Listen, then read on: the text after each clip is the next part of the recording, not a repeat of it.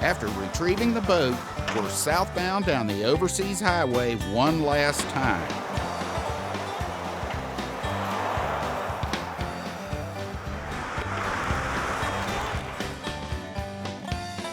Our final destination, Key West, is the end of the line for U.S. Highway number 1.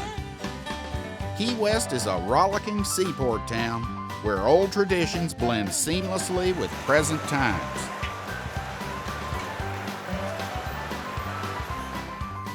We'll be staying on Garrison Bight in the heart of Key West at the upscale Pelican Landing condominiums. Garrison Bight makes a great place to launch our Key West diving itinerary.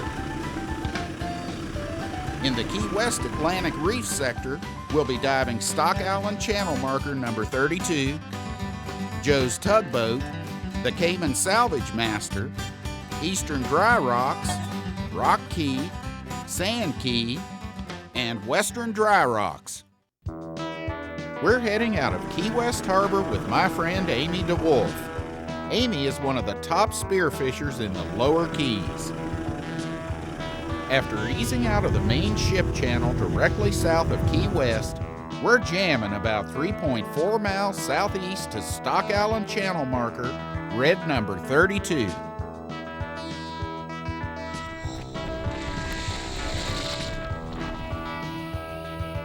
Here we'll enjoy the numerous mountainous star coral colonies and the friendly Bermuda chub in 25 feet of water.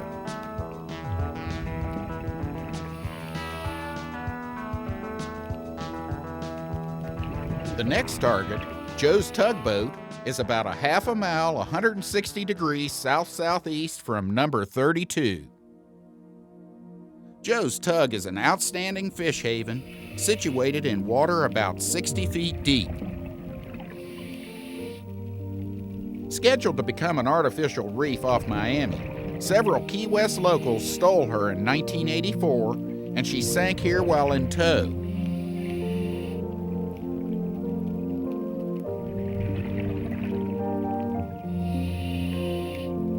On January 1st, 2002, fish feeding became illegal in Florida waters. This historic footage was shot before that law went into effect during the heyday of man's interaction with marine creatures. My friend Ginger lives on the tug. She's also known as Elvis.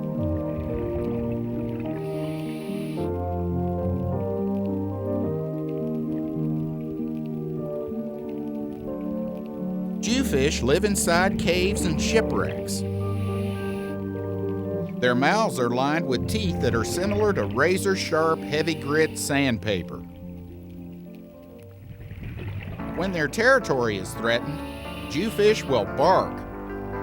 This incredibly loud, reverberating sound will shake every organ in your body. Pay heed to this warning and get lost. A jewfish's suction power will easily pull a lobster out of a coral crevice.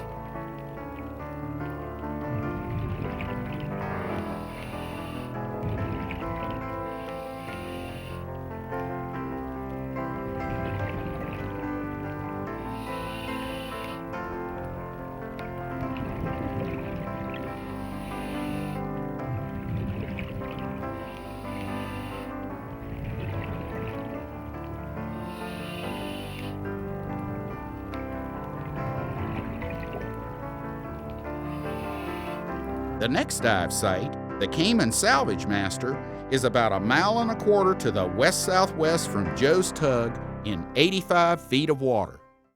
This vessel was built in 1937 and christened F.V. Hunt.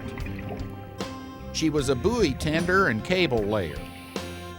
She transported Cuban refugees to Miami during the Mariel boat lift in 1979. She sank here in 1985 while being towed to a deeper site in 250 to 300 feet of water.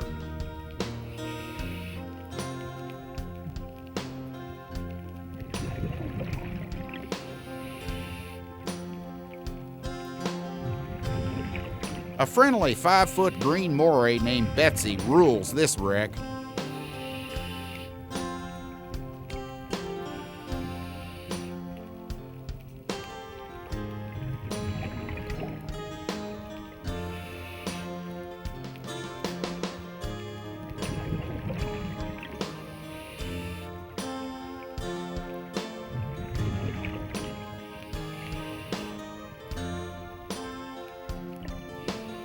Moray eels remind me of house cats, curious yet aloof.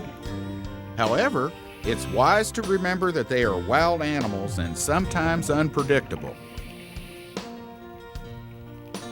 Again, treat all sea creatures with respect, no matter how large or how small.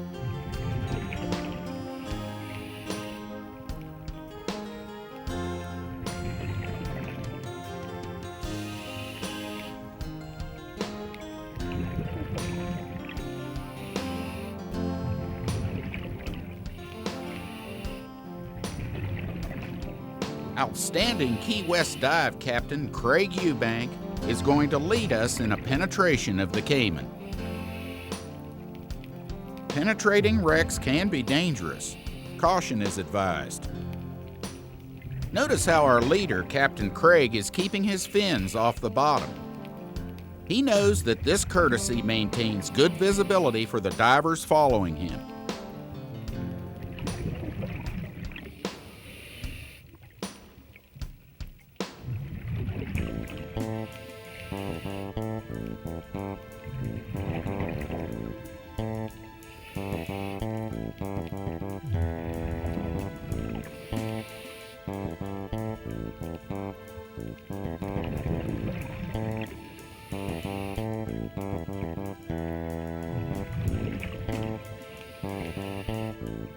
Check out the spotted moray.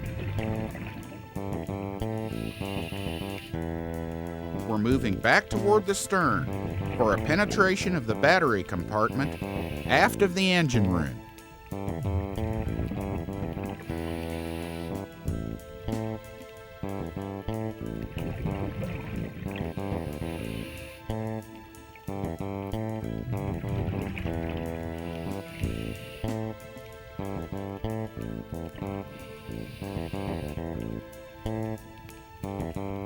There's less light in the gangway to the battery compartment, giving us an eerie haunted house experience.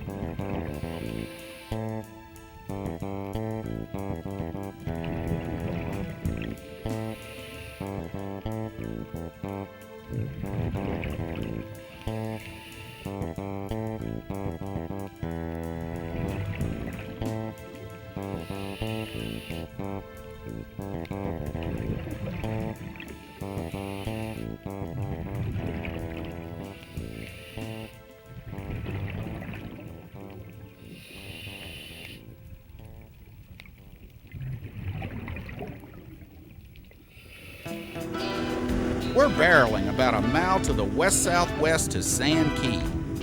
Situated about 8 miles to the south-southwest from Key West Harbor, Sand Key is marked by a towering 109-foot-tall screw-pile lighthouse in service since 1853. The 17 iron foundation piles were driven over 10 feet deep into the reef. Her open-air construction allows wind and wave to pass through.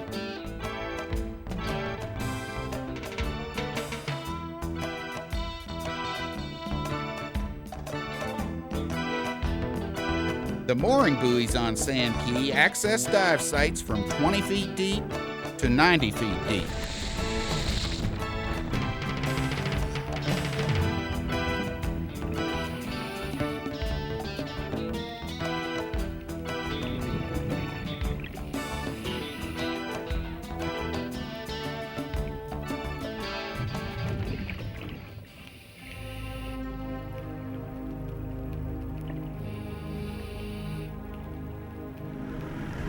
The towering coral of Sand Key makes for a memorable night dive. It's early September and the waters are clouded with marine life that make up the lower level of the ocean's food web.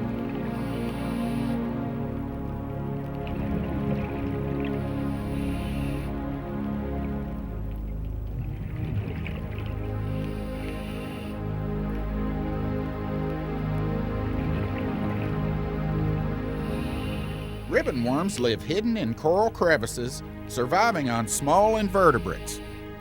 They are rarely observed out in open, unprotected waters. While undulating through this level of the water table, this worm is in grave danger and will probably not live out the hour.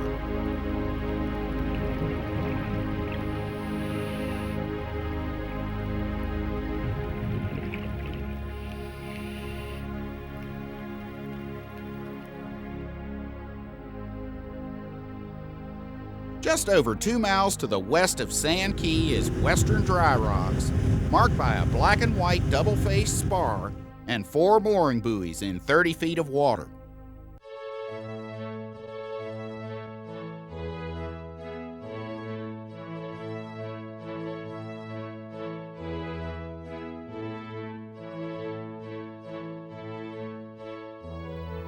At 10 miles seaward of Key West, Western Dry Rocks affords the best day-in, day-out visibility of any of the Atlantic side reefs we have been diving.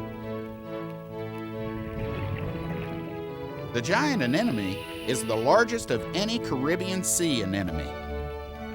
Their tentacles wave lazily in the current, but they will spasm violently when feeding on tiny marine organisms.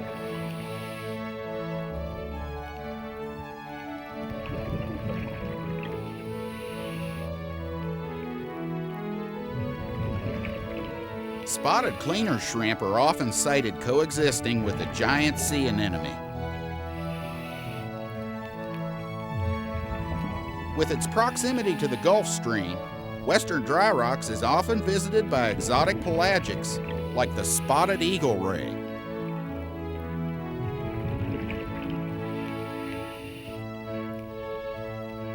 Normally solitary or in pairs, these rays appear to be schooling.